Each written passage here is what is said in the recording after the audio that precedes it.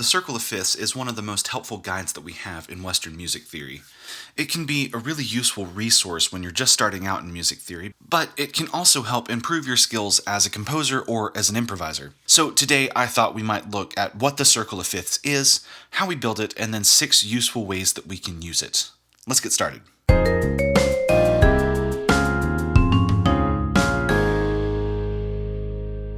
So first off, what is the circle of fifths?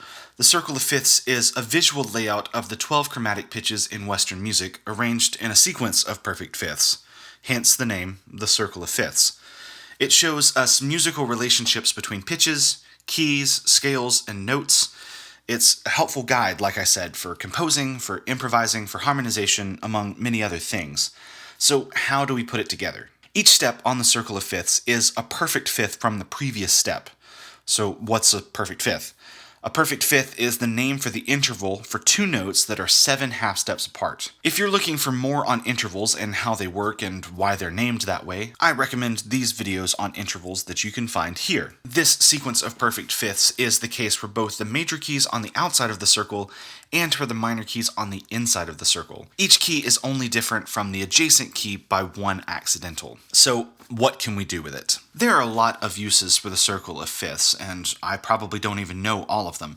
But today I'm going to cover 6 different ways that we can use the circle of fifths in making music. So first we can see the key signatures. This is perhaps the most obvious use of the circle of fifths as they're right there on the circle. In terms of layout, you can see that we start on the top of the circle with C major with no sharps or flats. And then as we work our way clockwise, we have the sharps, adding 1 sharp each step.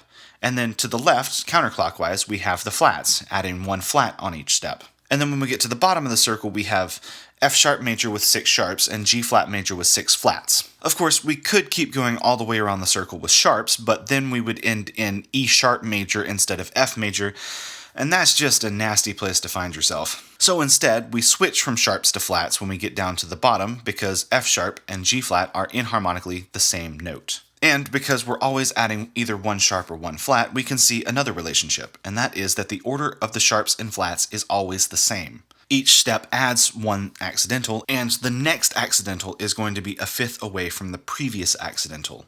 So looking here at G major, we have 1 sharp, which is F sharp. And in D major, we have 2 sharps, F sharp and C sharp. So you'll notice we've retained the F sharp, and we've added another sharp, which is C sharp.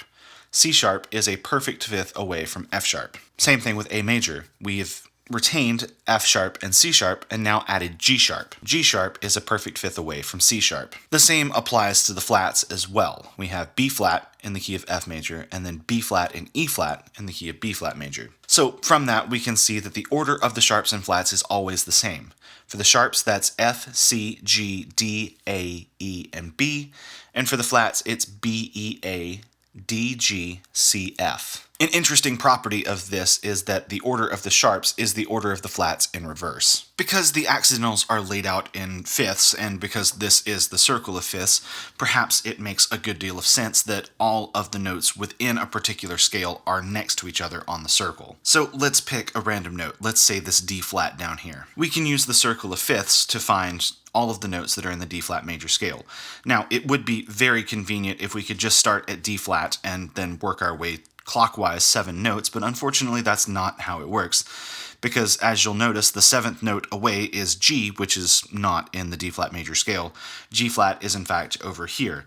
So for this one, what we're going to have to do is pick a note and go to the right 1 note and then go to the left 7 notes. In fact, let's draw a line for that to be more obvious. So now we have, starting at G flat, we have G flat, D flat, A flat, E flat, B flat, F, C. Those are the 7 notes that make up the D flat major scale. Obviously, they're in order of fifths and not in scale order. This is perhaps not necessarily a use of the circle of fifths, but a really cool visual representation of scales. You can do this with any starting pitch on the circle. Here are some more examples which have been color-coded. And you'll notice with this one that it's actually just the note names that we're looking at and not the chords. We'll get to the chords here in a second. But first, let's look at related keys. We can see these on the circle, and they can help us with modulations. A related key is 2 keys that share 6 or 7 notes. On the circle, any adjacent key is a related key. So let's take F major for example. The notes that are surrounding it are all related to F major. The keys to the left and to the right of F major share 6 notes, while D minor, the relative minor of F major,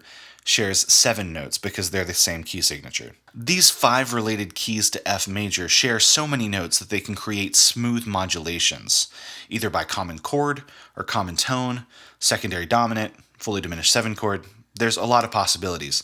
So if you're looking to modulate, you may perhaps try one of these related keys. Now, chord progressions and their qualities. Common chord progressions can be seen on the circle, as well as the quality of the chord in that key. So staying in F major for our example, we can see 6 of the 7 diatonic chords that are in F major, the only exception being the 7 chord, which can be found over here on the circle. This will also correctly tell us the chord quality within that key. So in F major, F, C, and B flat are all major chords, while G, D, and A are all minor chords. Again, the one exception being the 7 chord, E, which is diminished in the key of F major. Visually, this looks a little bit better for the major key, as the first 6 chords are all bunched there together and the 7 is just right over here. You can do this with the minor keys as well. It's the diminished chord that's still the odd man out, sitting over here. In this case, it's the 2 chord, which is diminished in a minor key. But we can see on the circle that it's the 1, 4, and 5 chords that are all minor, assuming we're in a natural minor, and the 3, 6, and 7 that are major.